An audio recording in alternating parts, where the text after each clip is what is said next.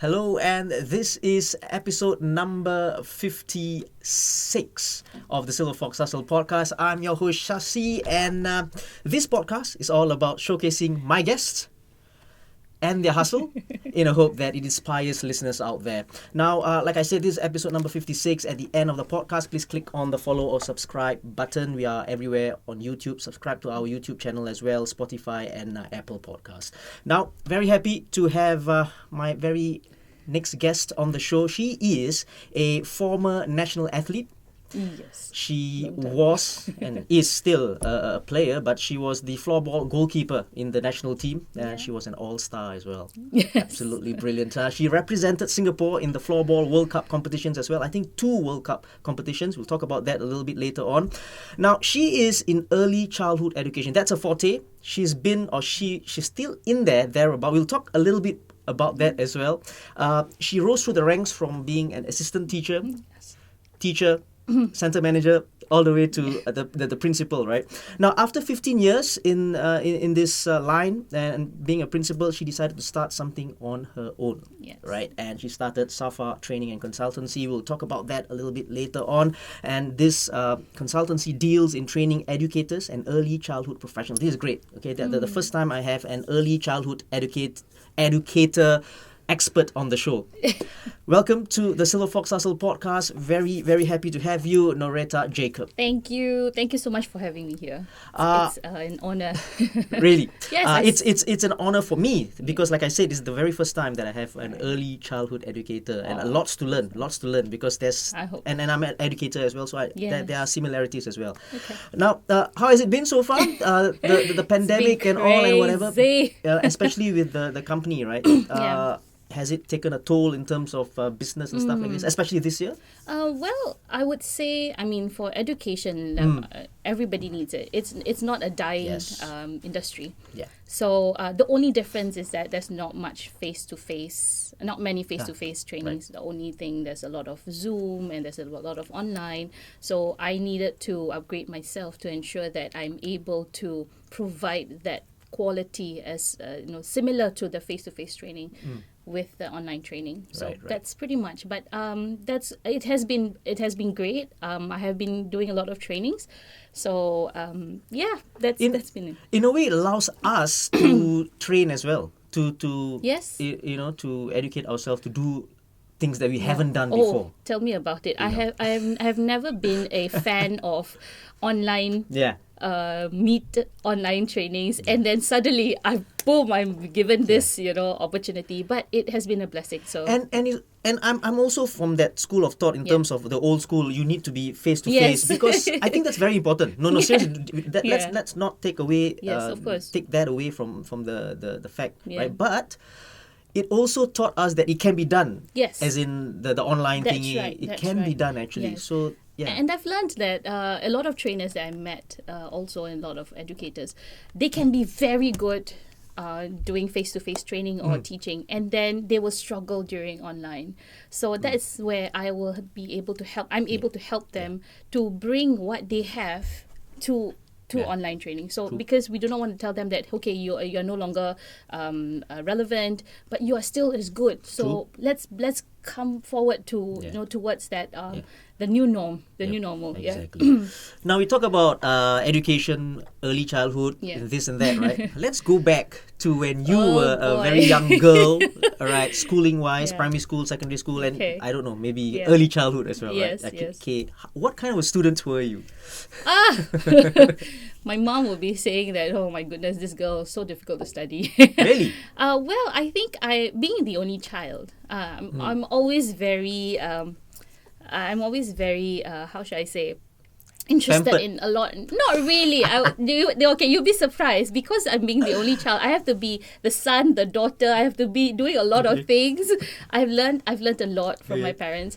I think I guess the opportunity that's given to me, I'm given a lot of opportunity to explore. Okay. Not so much in terms of the financial bit, but it's more so of the life's experience. Okay. I think that's the one that I'm very blessed with. The kind of exposure that I get. Right. Yeah. So being a student, right? In let's say primary school. Which schools did you go to? Okay, so I was from Queenstown Primary, and it's just directly opposite the remand prison. So it's is that the one in purple or?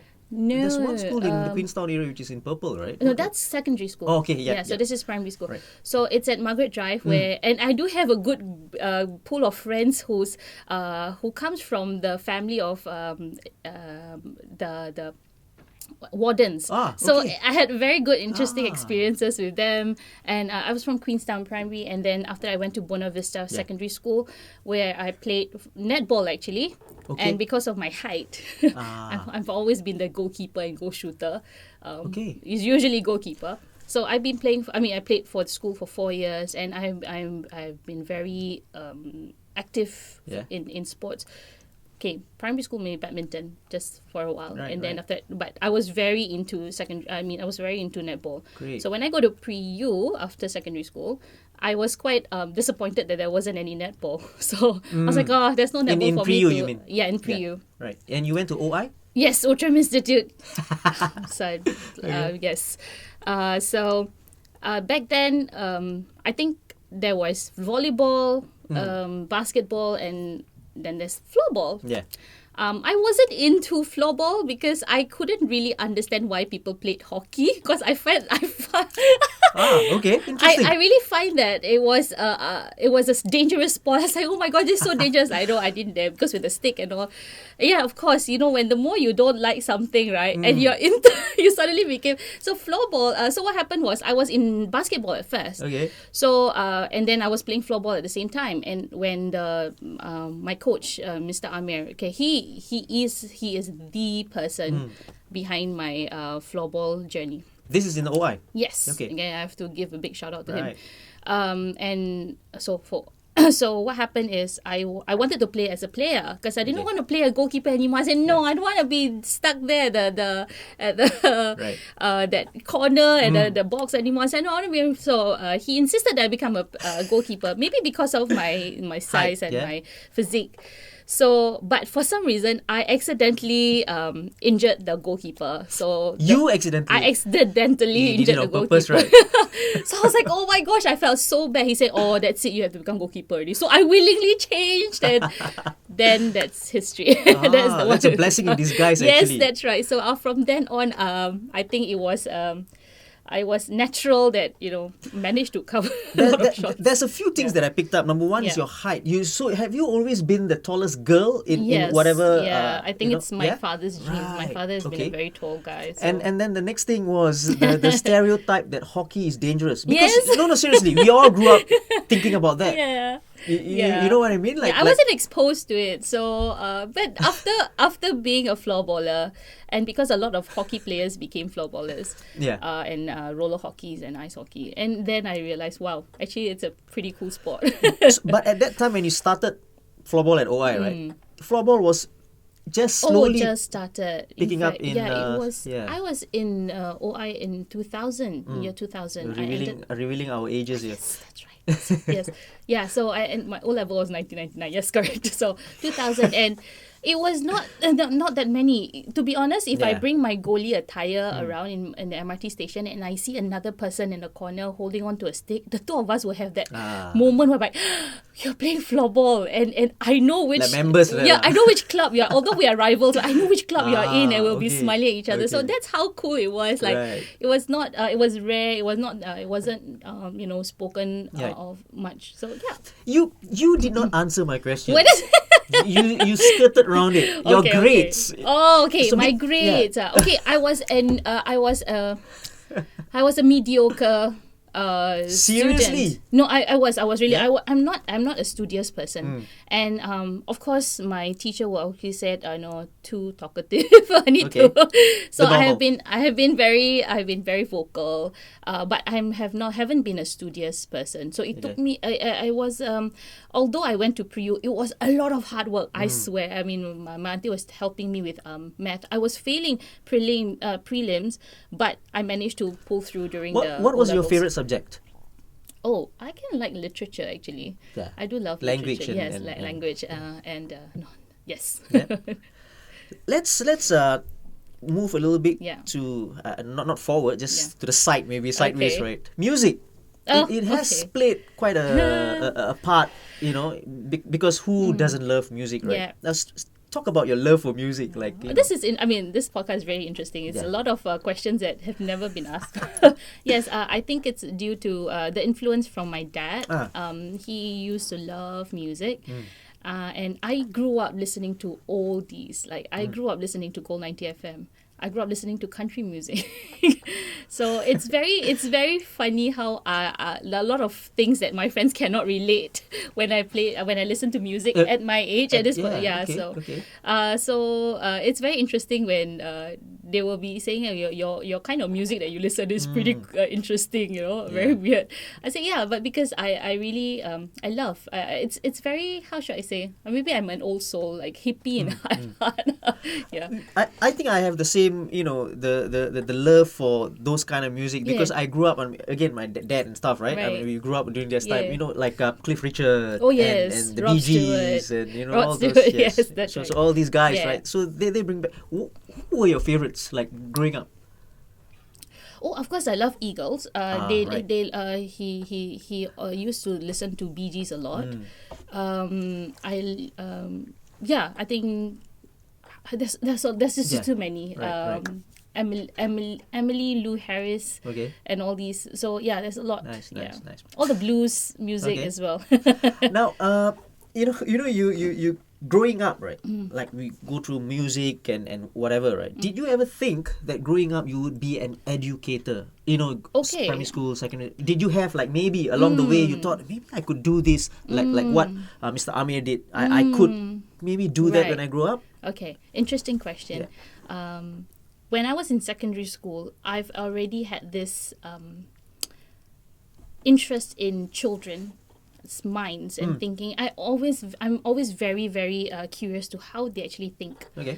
And growing up, sometimes, it's normal, we have strict parents. And I always question myself, like, is this the right way of parenting? I'm always questioning that. Okay. But of course, Were they strict, by the way? Sorry. Yes, of Yeah? course, definitely. Okay. My dad has been very strict, Okay. being the only child and being the only Right, girl, right, and right. he's always very protective over me. Great. So I always think that, okay, is this the right way of parenting? I'm always questioning that. Of course, that's how they brought me up, how they know. So that, because of that, I have this. I always have this wonder about children's thinking, and because of that, I wanted to become a child psychologist, actually. No, wait. This was when you were Secondary school. secondary school. You Yes. already thought that Yes. like Yes, Wow. being the only child, I'm a Okay. thinker. I've always been a thinker. Okay. So there's a lot of deep thinking all the time. So Right. talking to myself. Okay. So yes, so that love for children has always been since secondary school. Yeah, it's interesting is that I'm the only child and I don't have any siblings.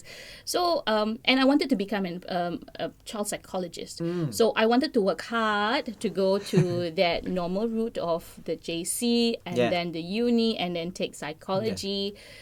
But it didn't happen. However, yes, like I said, it's a blessing that I went to a different route. Things I do believe in this, like Yes. things happen for a reason, Oh, yes, right? So along the definitely. way something might have happened, and Yeah. then you take a different path and Yes, look where you are, right? definitely. Yeah. But I'm still thinking about the fact that at an early age you are already thinking ahead in terms of did my parents do the right thing, that kind of thing, Yeah. that's amazing actually for someone who was quite young.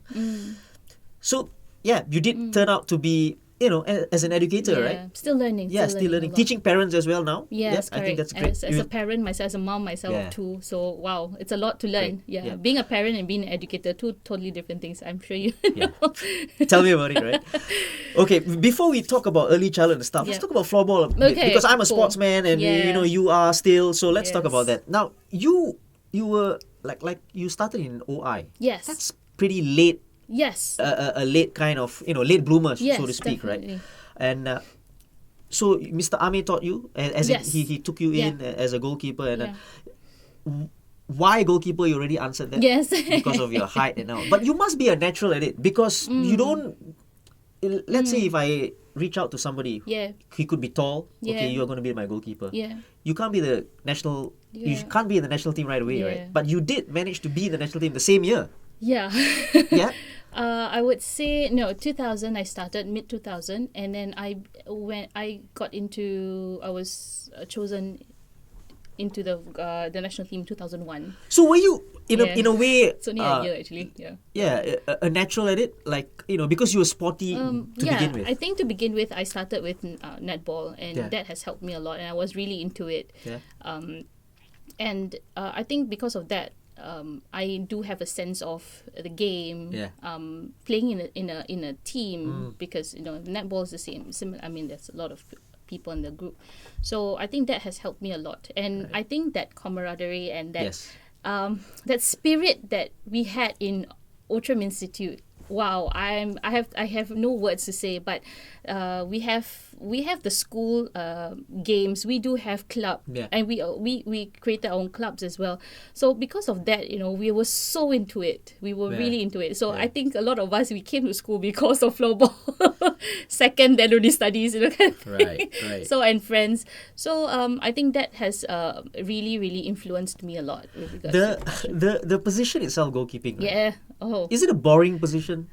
I think only the crazy ones can become goalies. But I'm just thinking, mentally. even like in hockey, right? Yeah. I always seem to, and even handball, I always seem to think that it's not boring, but I always seem to think that that's the most dangerous position to play in. Yes. I think because, you can be playing so well for the 3/4 of the time. Yeah. And the last minute, you concede that goal. It's going to bug you, and it's going to haunt you for the rest of the week. So it's a lot of mental game, whereby at the end of the day, that spotlight, especially when the ball is in your area, it's on you. Yeah. And so I think something and you get to see the whole entire game. Right, that's the thing about goalies. And exactly like football, right? You can make 89 minutes of brilliant work, and then the last minute you let a ball through your legs, and that's it. Correct, you're gone, and that may lead to a win or a loss. Exactly. Now, tell me your experience playing in the World Cup. Because listen, not many, and I don't care what sport you are in, whatever, right? To play in a World Cup, it doesn't matter whether, like I said, what sport. It must have been a wonderful experience. Yes, I can still vividly remember. Because it's my first time playing floorball for a year, and then I get to be in the World Cup, and I get to go to. We went to Sweden. We went Sweden for I think a couple of weeks to just practice, and the country. I mean, it's cold. I have never been to a cold country, and the ball, the how should I say? It's very different when it's over here. I mean, when it's humid, the ball is not as hard. And because the weather is, and then the air is not thin as compared to over there. So you can imagine the hard ball travels faster in a colder country. So it took a toll on my hand. It was affecting my hand a lot. I wasn't used to it, so I was very worried, and I had to wrap my my hand and everything. That I didn't use a glove at that point of time. But then we went to Latvia, and it was such an amazing. That's the World Cup itself. Yes, it was in Latvia. It was an amazing experience. I don't know. It's kind of cool. We managed to play with a few countries because we're in Division B. Right. And I went in with that, awe that, that's so cool. I don't have any expectations of myself. Well, of course, I was very nervous, but I really, really worked hard with the team. The team really worked hard prior to that. You played in 2 World Cups, right? Yes, I did. And you were selected for an all-star goalkeeper in the Latvia. first one. Was it the first World Cup? Yes. So what does that mean? Okay, it means that I think in Division B, you're the best goalie. They will choose the best defender. So I guess it's like the MVPs of the tournament, right? Yeah, for Division B, and they have Division A as well, All-Star. So I didn't expect that at all. I didn't expect. I was just playing my heart out. Right. I wasn't expecting anything. I was eating I will never forget. I was eating my fries leisurely on the seats, and then they say, okay, the All-Star is from Singapore. Also, they announced it at the closing. Oh yeah, they had. It wasn't the main closing, but it was the closing for Division B, and it was me and another Singapore player, Jill Quack. Right. She is very well known in floorball floorball field. the floorball world, I mean. Okay. And so yeah, that was an interesting experience. Never would we have thought that I got it. And you're still playing now, right? Oh yes. For police. It's a club, right? Yes. So 10 years on. I mean, previously I started with them because they started floorball, and then I came in as an associate member. Right. So when we've been playing, it's been awesome. Listen, you're a specialist in terms of goalkeeper, right? Yeah. Can you play outfield? Like, have you ever played for your club outfield or even the national team? Never, No, zero. Never. I've always been goalie through and through. But you can, right? Obviously. But can I'm not a good runner, I would say. So Not a good what? I'm not a good runner. So I don't think anyone would want me to be a player. So you only stand or you run side to side, lateral movements. I think in terms of American football, I'll be the one who's blocking people more than anything else. Okay, this is very interesting. Very Oh my interesting gosh. because in terms of training wise, right? So Yeah. you don't do much in terms of the fitness bit. No, we do, but it's more so goalie. I'm really Yeah. very focused on goalie training. Yeah. Yeah. So Okay. yes. Okay. Yeah. So that's not as much I can say. No, but seriously, right? As a goalkeeper, because Yeah. you only have 2 or 3, including the reserves in the team, right? Yeah. Actually, you train it's worse training when you have only 2 or 3. Yes, The training correct. is worst off because I And know usually in you'll football, be right? the only one playing for the entire game. Correct. Yeah. Yeah, Depends on the coach. Yeah. Now, what has the sport of floorball taught you in life, and you've taken on right now, even while you're doing, you went on to be becoming a teacher, and now in your consultancy, right? What has it taught you? I'm sure it has a lot. Okay, number one is teamwork. It's really all about teamwork. Right. It can never be that one person who's outshining it's all about teamwork. So Yeah. it brings forward. It brought forward to my work and everything that. When it comes to being a goalie, it taught me a lot about tenacity, about resilience, and about getting up when you have already conceded a goal or even 10 goals. I remember for the life of me, in year 2000, we were playing in front of at Takashimaya, you know, that big quadrangle there. Man, I was playing against I think it was Luis's team. It was the Right. Muzettes. I was What is this, a conceding almost tournament? 20. Yeah, it was just a fun Okay. floorball game. I think it's their own way of marketing. Oh, of, it's an exhibition kind of advertising thing. for floorball. Right. Yeah. I was literally conceding almost 20 shots within that 10 minutes, you know, and people were laughing, and these are the things that I had to deal with, and it made me a better person, of course. You know, it made me to I was driven to be better. I was training even more, and then in 2001 I was in the Great. national team, and then we played again in Taka, and definitely I played way better than conceded previously. less. Yes, we were in the finals with Yeah, them. right. It was a great experience. Yeah. Nice. Well, early childhood, right? Yes. And you after OI, Yeah. you didn't get your A levels, right? I didn't. Okay, because you played too much floorball. Yes, went to I was national sleeping team. in class a lot because of trainings. Yeah, But who, yes, who cares about A levels when you can go to the World Cup, right? I wouldn't too, you know. Okay, you graduated Yes. from Nian yes, with a I dip did. in early childhood, right? education. Yeah. Now, I wanted to ask you why early childhood, but you already answered that in a Yeah. little bit, like the Yeah. earlier Yeah. part. But do you want to add on to that? Well, I guess because I don't think I could be a child psychologist already technically without an A levels, and so at that point of time back then, so and I realized, hey, there's another outlet, there's another opportunity to be working with kids, which is early child education, and they had it for diploma in Ngee Ann Poly, and I got in. Yeah. We have to go through tests, and I got in. So that's where it started. Your first job. In fact, that's the only job in terms of the place, the venue, the location, right? You were there for 15 years. Yes. Where's this place? It's preschool by the park, and it's where I had my practicum in year 2, right. and I fell in love with Okay. that place. Why? I fell in love because it's the way they respect children. Where is this, by the way? There are 5 centers now. okay. So it's in around Bukit Timah area. Okay. I just love the way they respect children. How they approach to. This is a children. private, Yes, not that's not right. the PCF or No, Sparkle no. Talks. Yeah, okay, So, right. I like how they approach play. I like how they have very good interaction and very good communication with parents, and that taught me a lot. Like, hey, I like how they respect children and children respect the teachers. Okay. So there's a lot of it's a happy place, I would say. So, but of course, after graduating, I did not really go into early childhood for a while. I joined the Singapore Zoo. Nice. I joined the department of the show presentation. Okay. Yeah. So I was working, but I was dealing a lot with snakes because I was roving with snakes. It was a wonderful experience. Yes, I was dealing with snakes. Were you, or did you choose to be with the snakes? No. The snakes chose you? The snakes chose me, yes. Yes. And you were okay with it? I love it. I guess maybe it's my adventurous nature. I enjoyed it so much.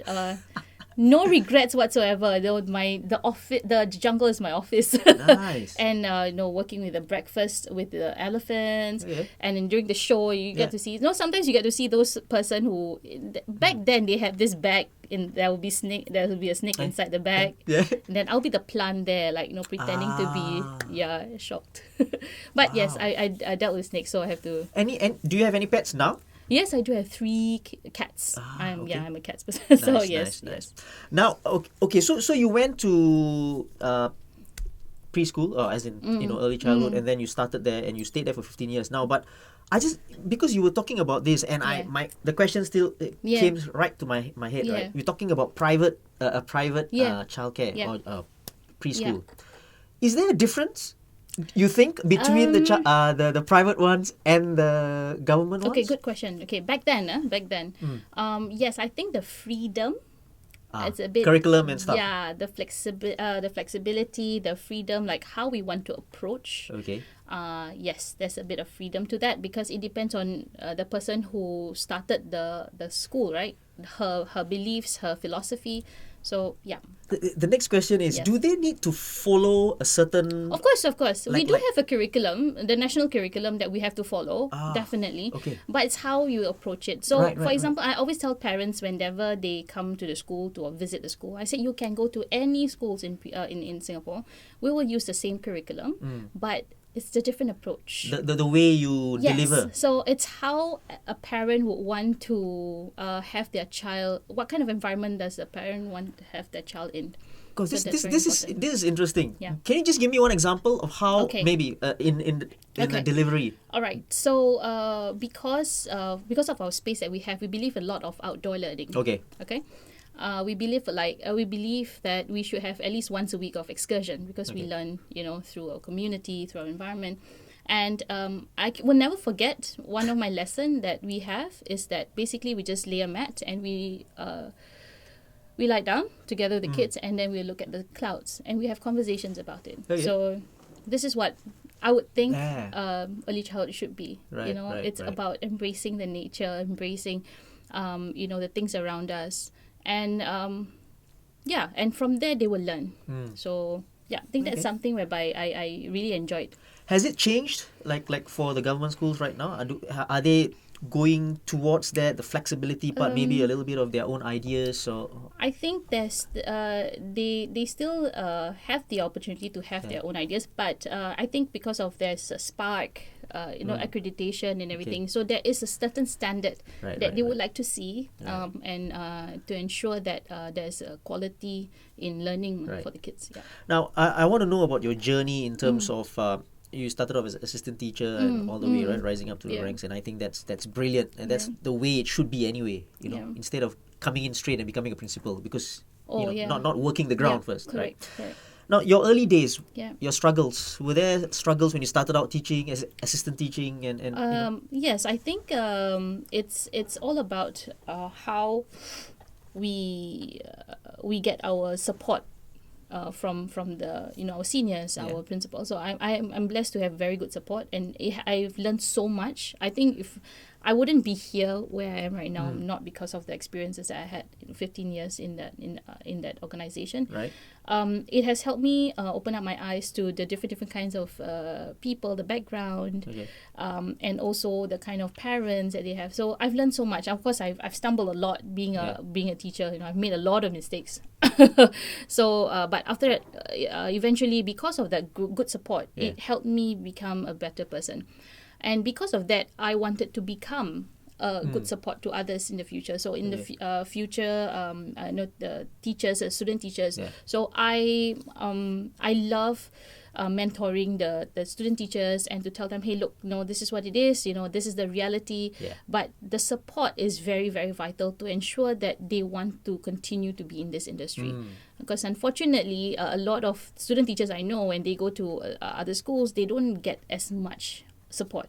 So I think that really kind of dampened their spirits, and they feel that this is not for me. Yeah. But you will never know. They may have that. They may have passion in early childhood, but because of the lack of support, it may not. They may not want to be in. I tell you, I wouldn't last 1 week as an early childhood teacher. It's because I know, right? I send my kids to and it's no longer just about custodial care anymore. It's really about you being the psychologist, you being the mentor, you being working with a group. You are being you consult the parents. You become counselors. Because if you don't love it, you're gonna you're gonna definitely. This is not for the money for sure. Definitely not for the money. It's that is why you guys and I have totally, much respect to early childhood educators. The qualities that enable you to rise through the ranks, because you talk about resilience and stuff like that. What are the qualities you think that made you, because not anybody can just go up like that and become a principal, right? So you did that. What did you think were the qualities that you had? I guess the determination. Yeah. Did you want to be a principal in the first place when you started out? Maybe I'm definitely not. No? Okay. I think if you were to ask any of the preschool teachers, they just want to be in the class, be happy with the kids. Okay. But of course, you have to rise to the occasion when the time comes, and you want to do more. And I've always had this thing about, how do I motivate myself even more?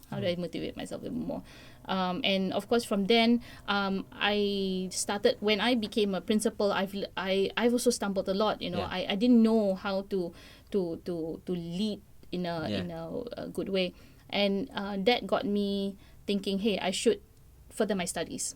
So that's when I got into UNISIM back then. So you became a principal and then you took your degree? Yes, correct. Okay. So after only 2 years, then I took, because I felt that I need to learn. I need to be a better leader, not just through experience, but I need to learn more. But that is crazy, right? Because you became a principal and then you started doing your degree, and obviously that's part-time. Oh, yes. And then juggling the work and the family and stuff like that. And it's night classes, I'm sure. Yes. I did not have a life. How was that? I did not have a life. And how long was that? It took me 2000...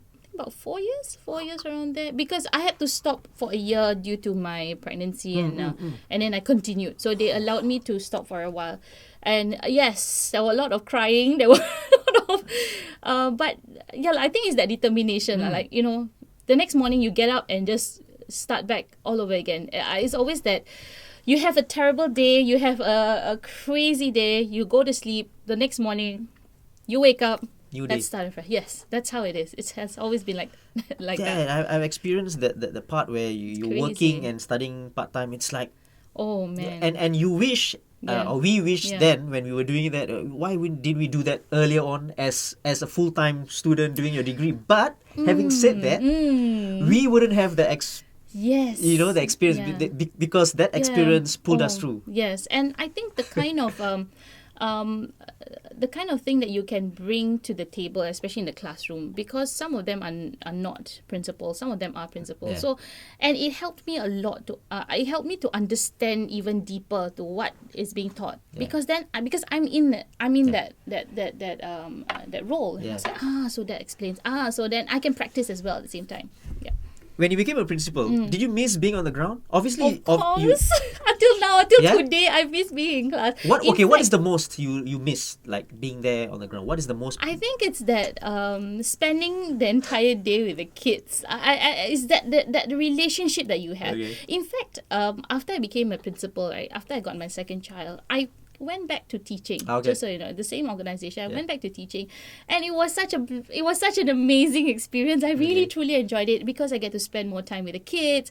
Really focus on their development, and then I had more conversation with the parents. You probably became a better teacher after Yes.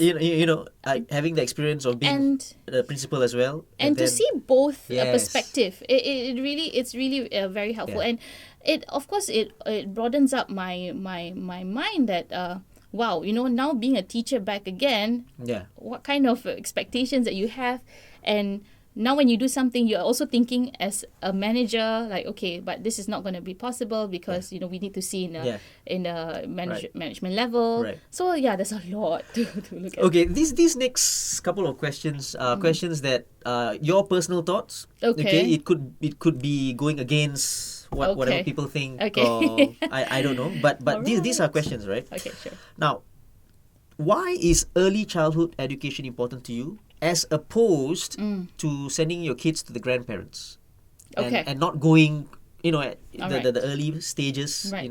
2 to 4 years or 5 years old? I would say is the kind of opportunities that you get when the child enters a preschool, the kind of learning opportunities, and the kind of social setting is very different at home and in school. You are exposed to the diverse pool of friends, especially in Singapore. You need to be exposed to the different kinds of people and different kinds of background, and because of that, and then of course the educators. So I always see that educators are partners in education with parents. So parents are first educators, and teachers are partners in education. Right. So that helps because I believe in that kampung spirit when it comes to building a child up. So you definitely send your advice would be to just send to a preschool. Yes, I would definitely advise that. Of course, to a preschool that you believe in. Of course. It's very important. I always tell my the parents that you can go around, shop around. That's the best thing. You get to see the different kinds of preschool. You have to send your child to a school that you feel good. Because then it will lessen that issues. Right. In the future. Which brings me nicely to the next question. Yes. You know my next question, is it? I don't know. You can see I'm not ready. What makes a good preschool? Because let's say right now I'm a parent, right? Okay. I'm bringing you say shop, right? I'm shopping, I'm Googling, I'm doing my rounds, walking. So how can I make that decision? Okay. First and foremost, of course, the safety of the school is so important. Definitely, that's the first. You're talking about priority. physical. Of course, you need to make sure that it's all safe and everything. And secondly is I think it's the teachers. I always tell the parents that if you ask me, my main resource would be my teachers. Okay. I can have the most beautiful school. I can have the most expensive, top-notch furnitures, toys, or learning materials, but if my teachers are not there, at heart or in mind, it's very difficult. So I always believe in my teachers being the main resource. So the teachers, the kind of feel that you have. Do you enter feeling happy when you enjoy, when you see the school? Do they smile? That's the first thing they can do. Do the staff smile at you? These are the little things that the soft skills. Yeah, the parents don't might not see. They might think that curriculum is very important. Yes, of course, curriculum is very important, but the feel that you have, what kind of environment and that you want your child to be growing up in, it's very important. Because at the end of the day, the teachers are going to be that influence to the kids. Right. The way they speak, the way they their mannerism and everything like that. And discipline as well. The way they discipline. Yes, I think that's very important as well. Correct. How is it? I'm not saying that it shouldn't be firm, but how is it being dealt? In that kind of the behavior. Right. So that's very important. So, and communication as well. You have a school that really communicates a lot with the parents is very, very important. Because like I mentioned, once again, I want to reinforce that we are partners in education. So it has to be a team effort. Right. Next question. Salaries of preschool educators. Now, I don't know, right? I don't know. I think I should think they're not being paid well. To me, in my opinion, right? Yeah. That's well known.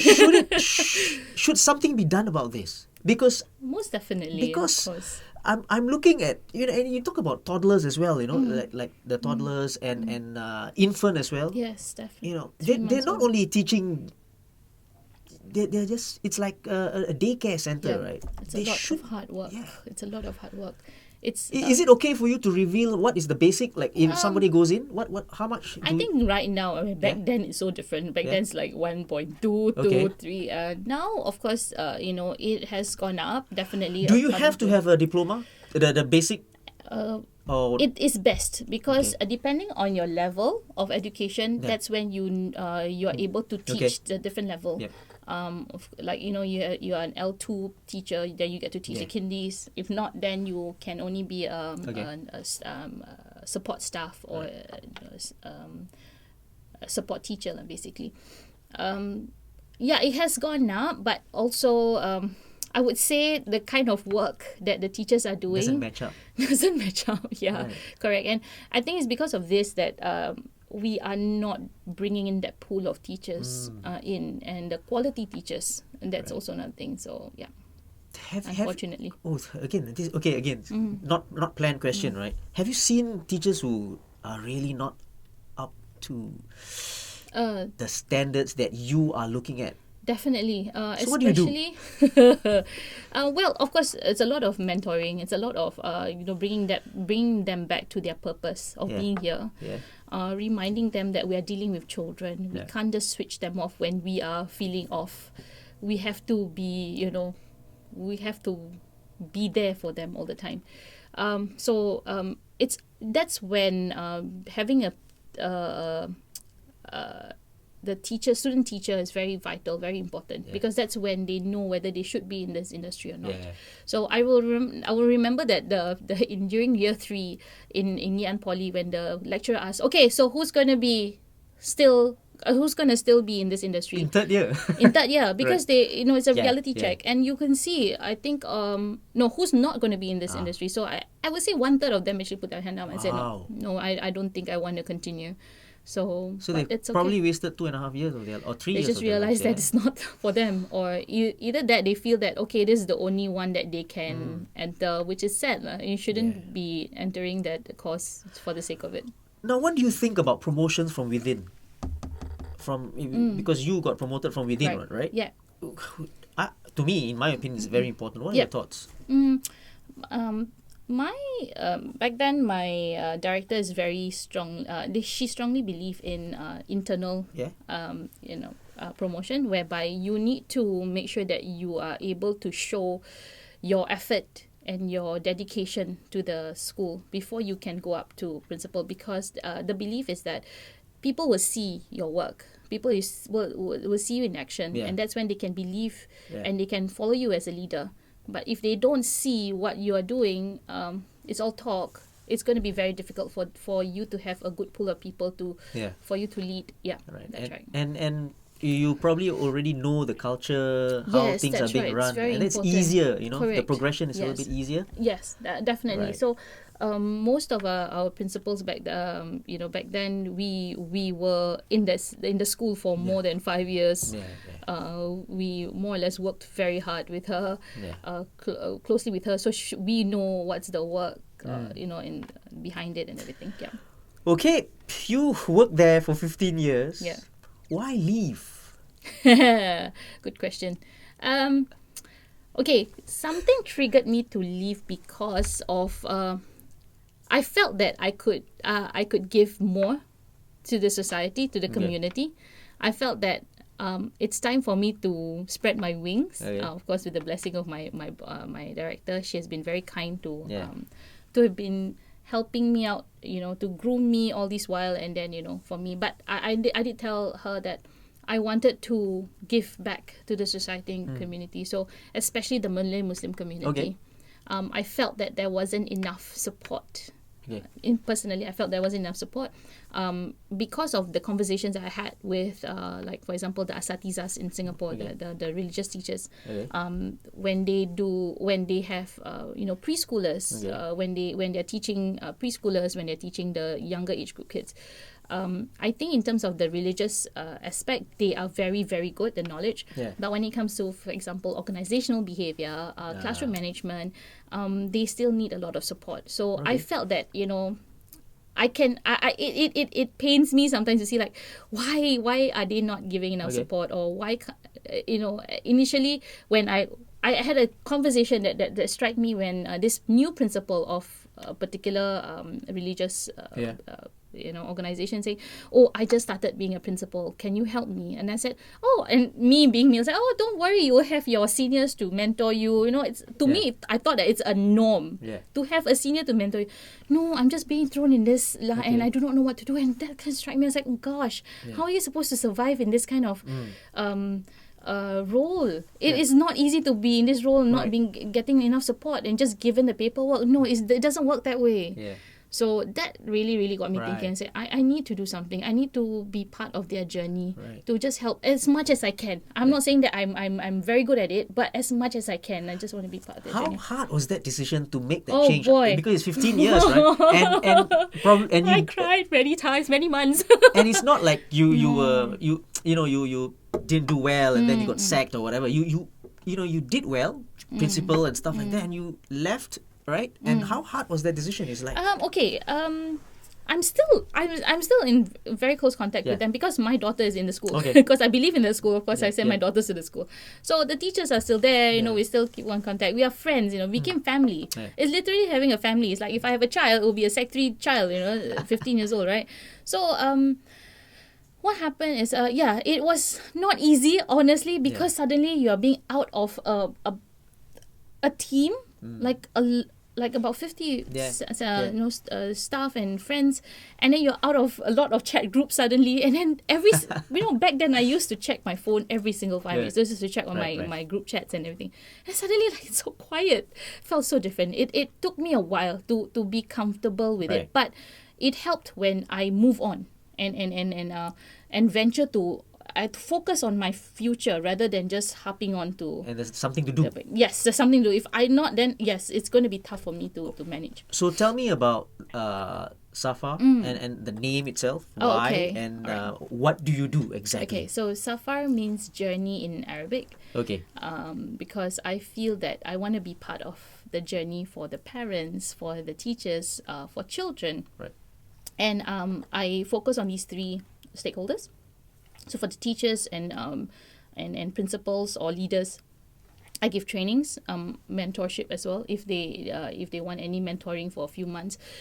For parents, I give workshops, and for children, I do literacy club and book club for the young ones. So the book club is for the 3 to 4 year olds, where it's a half an hour session with them, me reading stories online.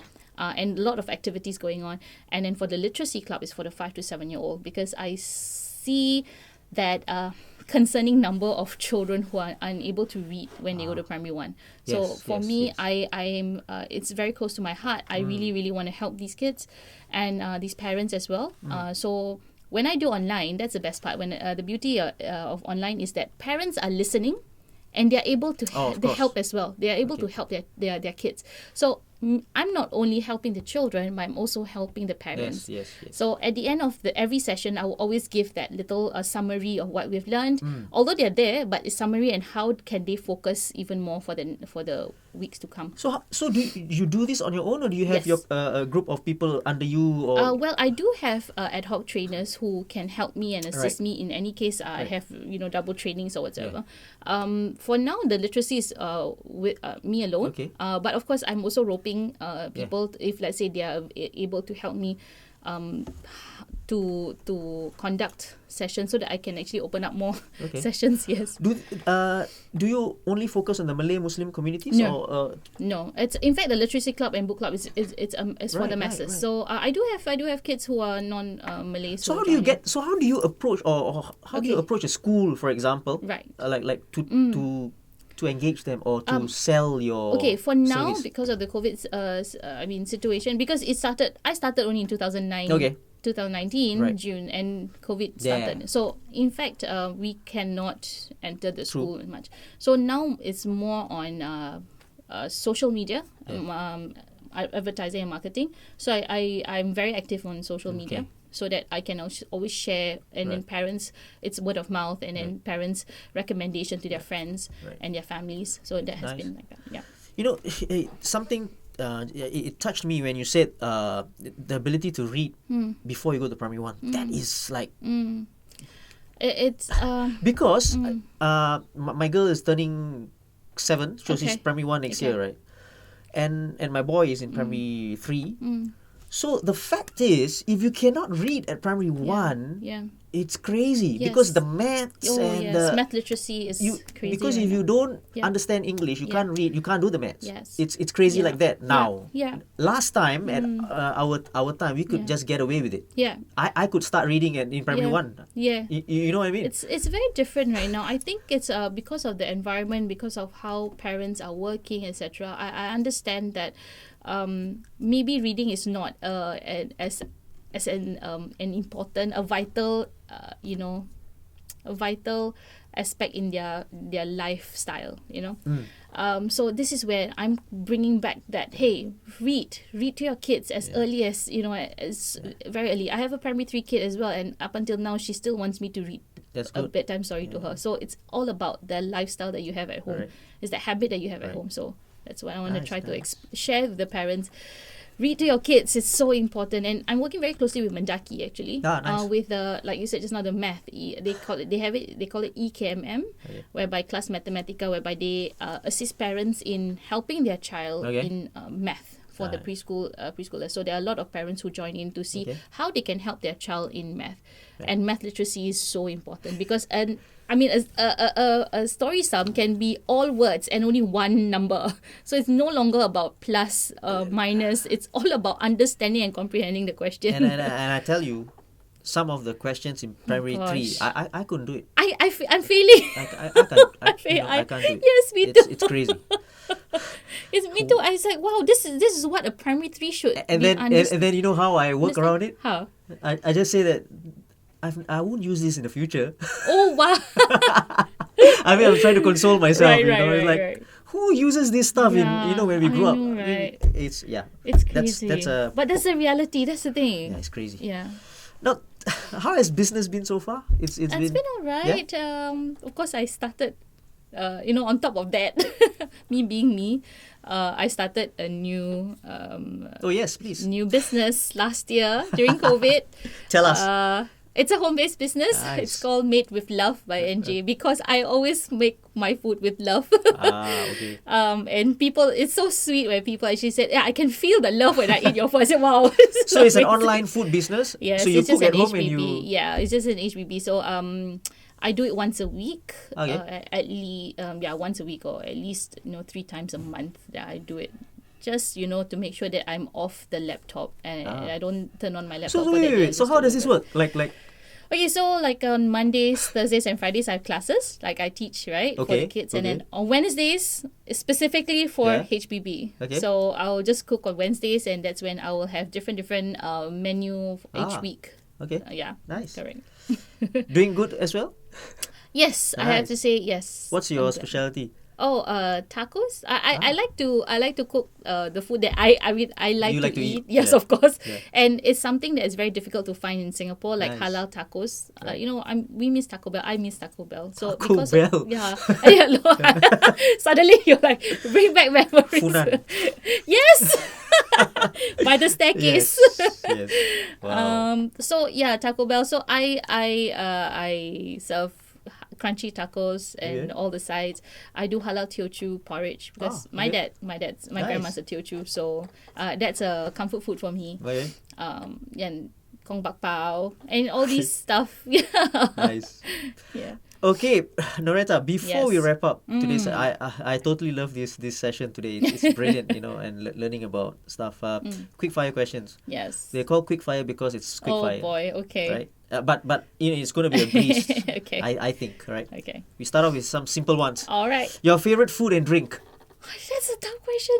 What? Japanese food, because I love food. Okay. Japanese food is definitely my favorite. Drink. Anything in particular? Sushi. Okay. Yeah. And drink? Oh gosh, drink. I like coffee. Coffee. And Okay. tea. All right. Favorite actor? Man, this is tough. Don't have in particular, but I do like. Okay, just because recently I just watched it. I like Amir Khan. Sorry, I'm a Bollywood. Okay. Actress? Crazy. Oh man. I do like. I don't really quite watch movies. Okay. Okay.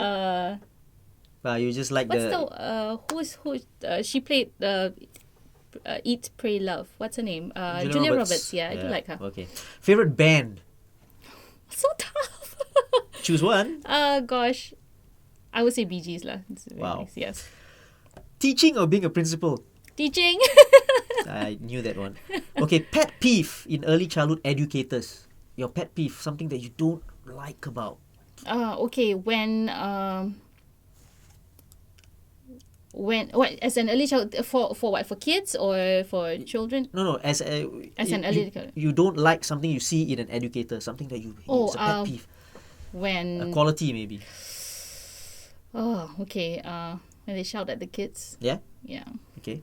You see that a lot nowadays? No, but there are times whereby, being teacher, we understand that, it's very stressful, and but if it's done all the time, it to me is my pet peeve lah. But yeah, we understand sometimes it's not easy. Biggest achievement as an early childhood educator? Biggest achievement is when I get to see all the kids, especially those who have special needs, become better in our environment. See, you just brought up something in my head now. Okay, now I'll ask you that later. Okay, biggest disappointment as an early child educator? That one mistake I made, that biggest disappointment is when I did not. I wasn't careful to who picked up the child, and then the parents came. What? Where's my daughter? I was like, oh, she left with the auntie. Which auntie? I was like, oh, goodness gracious. That was way back when I started. But it was actually the auntie. Like, real auntie. It's just that the auntie did not tell the parents. But that, oh my gosh, that was that moment where I think my blood just ran, and I couldn't sleep for. But that was but guess what? I was very close to the parents after that. Okay. We were very good friends. So wake up call, right? Also, it was definitely a wake up call, yeah. Okay, you see, one thing you would change in the early childhood education system. One thing, if there's one thing. The welfare of the teachers. Great. Your biggest influence in your career, early childhood. Oh, definitely my director. Yeah. Name? Miss Noemi. Yeah. One person you would want to meet, but you haven't met this person before. Like, you want to really meet this person, and why? Oh, wow. Wow, I never thought of that. I guess it's the president. Miss. Madam Not Miss, Halimah Madam. Yacob. Yeah. Madam. I mean, I would like to meet her. And, yeah. And tell her learn what? more about her. To give a bit more focus on the early childhood sector. Nice. That's it. That's it for the quick fire. See, it's quite easy, right? Yeah. No, not easy, because I'm a person who loves a lot of things. Right. I embrace life. You see, that's the thing. Now you are the expert, right? You want to wrap this up by any advice you would give for educators in the early childhood profession, or someone who might want to take it up? Okay. Who's not sure, who's in the balance, thinking should I or should I not? Any advice for them? Definitely focus into making a difference in the child's life. That was going to give you that joy and give you that purpose in being in this industry. Don't focus too much on that big picture. Focus, on the children. I think that will really, really help a lot. Because of that, it will make you a better teacher. Nice. Yeah. Now, if there's one takeaway from this episode, what would it be? I call it the Silverfox hustle takeaway. Yeah, okay. When it comes to hustle, and hearing what I've done so far, never let your passion or your joy for learning and life down because of your normal daily routine. Yeah. Always find that little spark. Always find that little, I would say, ecstasy in your life each day, so that it will make you want to live and give back to others in the future. Noretta Jacob, Yes, thank you. thank you so much for being here. This is episode Thank number you. 56. It has been a wonderful episode. I learned a lot, especially about the early Thank you. childhood Thank you so sector. much. It's been wonderful listening to your floorball journey. It was good. Yes. Right? And Thank you. of course your early childhood. But you're not going away so soon Oh, boy. because we hear that you are a good No, not singer. good. No, it's I'm just And you're going to play us an instrument. What instrument is that? Tell us, it's a please. ukulele. Well I done. learned the ukulele for the kids in school. back Okay. then. So Yeah, you learnt it. only when I was teaching. I was On your being own? a principal. Yes. Wow.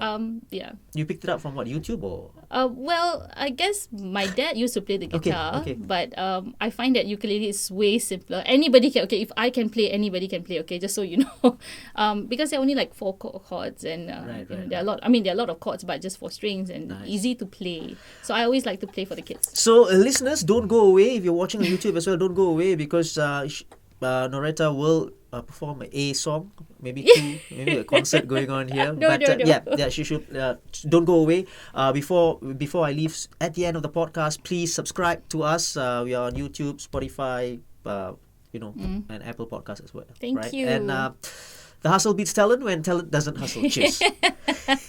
Thank you so much. All right. Okay, so this song is you say okay. I love Zia V, Okay.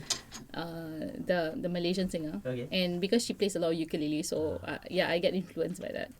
And this song I love to sing. Okay, this song I love to sing to the kids because it's a story as well. Right. So it's about honeybee Okay.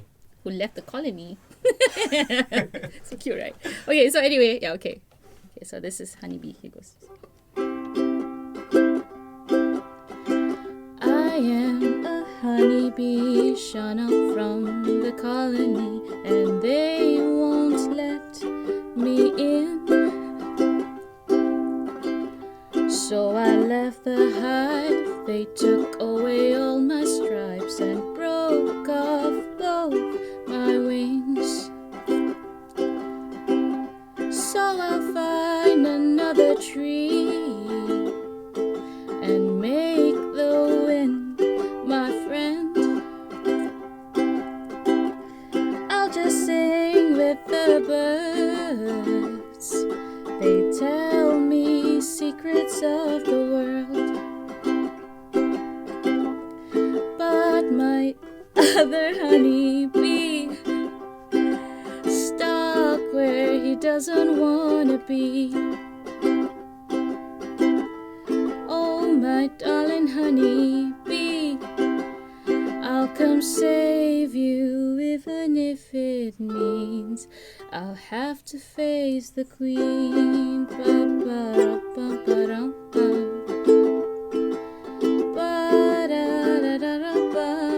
Okay, that's all. I'm sorry. Well I made a done. mistake, but it's okay.